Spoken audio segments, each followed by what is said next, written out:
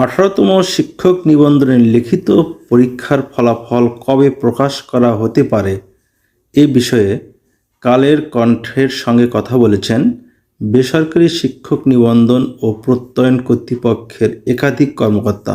নাম প্রকাশে অনিচ্ছুক এক কর্মকর্তা জানান, লিখিত পরীক্ষা গ্রহণের তারিখ থেকে 2 মাসের মধ্যে ফলাফল প্রকাশের চিন্তা ছিল এনটিআরসি-এর, কিন্তু দেশের চলমান পরিস্থিতির কারণে 18তম শিক্ষক নিবন্ধনের লিখিত পরীক্ষার খাতা এখনও পরীক্ষকদের কাছে পৌঁছানো সম্ভব হয়নি।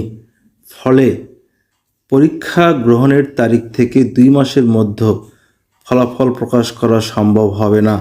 আগামী অক্টোবর মাসের শুরুতে অথবা দ্বিতীয় সপ্তাহে 18তম নিবন্ধনের লিখিত পরীক্ষার ফল প্রকাশ করা